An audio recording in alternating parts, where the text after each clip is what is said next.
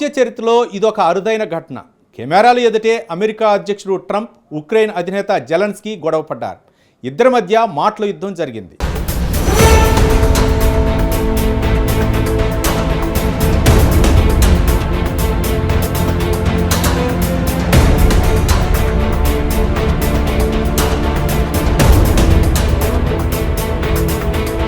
ప్రపంచ దౌత్య వ్యవహారాల్లో ఇదొక అరుదైన ఘటన. అమెరికా అధ్యక్షుడు డొనాల్డ్ ట్రంప్, ఉక్రెయిన్ అధినేత జెలెన్స్కీ మధ్య తాజాగా జరిగిన శాంతి చర్చలు రసాభాసగా ముగిశాయి. అయితే ప్రపంచ మీడియా ఎదుటే ఈ ఇద్దరు దేశాధినేతల మధ్య మాటల యుద్ధం జరిగింది.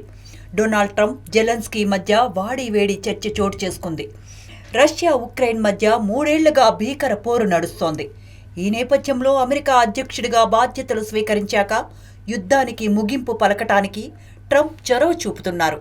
అయితే ట్రంప్ రష్యా వైపు మొగ్గు చూపుతున్నారన్న ఆరోపణలు వస్తున్నాయి. అయితే అది వేరే విషయం.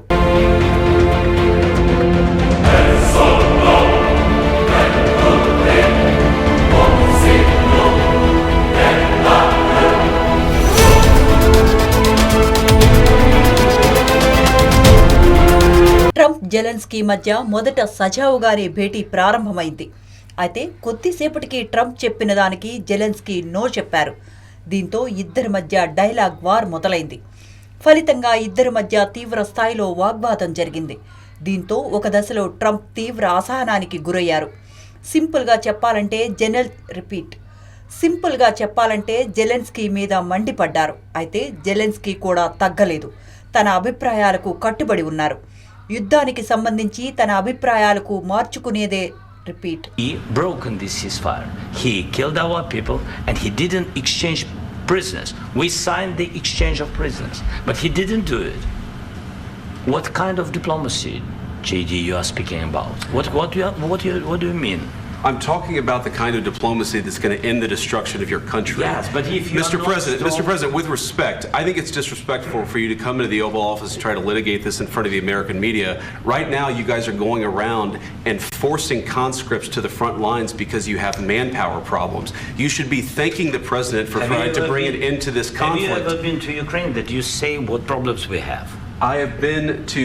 Count once. I've actually watched and seen the stories, and I know what happens is you bring them on a propaganda tour, Mr. President. యుద్ధానికి సంబంధించి తన అభిప్రాయాలను మార్చుకునేదే లేదన్నారు. ఒక దశలో జెలెన్స్కీ తీరు ప్రపంచ యుద్ధానికి దారి తీయవచ్చునని ఆయన వైపు వేలెత్తి చూపుతూ ట్రంప్ కోపంగా చెప్పారు. ట్రంప్, జెలెన్స్కీ మధ్య తీవ్ర స్థాయిలో వాగ్వాదం జరిగిన సమయంలో ఉభయ దేశాల రాయబారులు అక్కడే ఉన్నారు. దీంతో ట్రంప్ మాటలు, అందుకు జెలెన్స్కీ ప్రతిస్పందనతో అమెరికాలో ఉక్రెయిన్ రాయబారిగా ఉన్న ఒక్సానా గందరగోళానికి గురయ్యారు. అయ్యో, శాంతి కోసం జరుగుతున్న చర్చలు చివరకు మాటల యుద్ధానికి దారితీసిందేమిటి అని ఒక్సానా తలపట్టుకున్నారు. అసలు జరిగిందేమిటో చూద్దాం.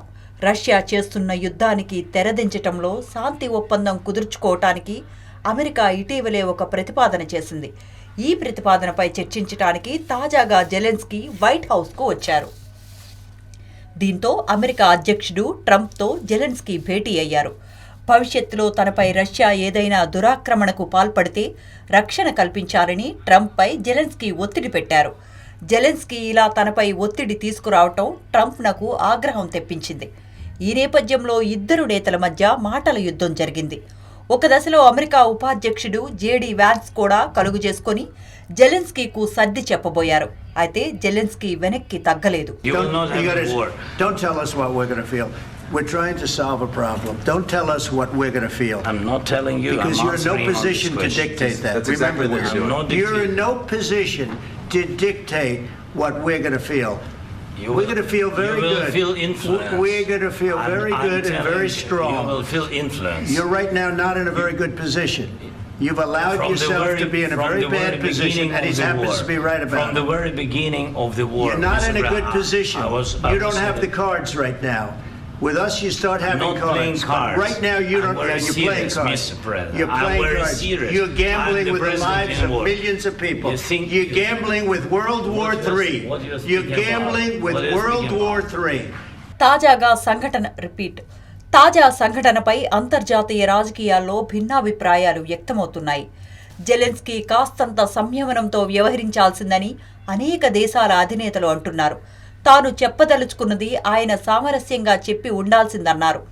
ఇప్పటికే 3 ఏళ్లుగా కొనసాగుతున్న యుద్ధం కారణంగా ఉక్రెయిన్ ఎంతో నష్టపోయింది. ఉక్రెయిన్ను మరలా నిర్మించాలంటే అనేక సంవత్సరాలు పడుతుంది. కొంతమేర నష్టాన్ని అయినా భరించి శాంతి చర్చలు ఫలప్రదం చేయటానికి జెలెన్స్కీ కృషి చేసి ఉండాల్సిందన్నది అనేక దేశాల అధినేతల అభిప్రాయం. అయితే ట్రంప్ లాంటి మొనగాడితో జెలెన్స్కీ ఢీ అంటే ఢీ అనటాన్ని మరికొంతమంది దేశాధినేతలు మెచ్చుకుంటున్నారు.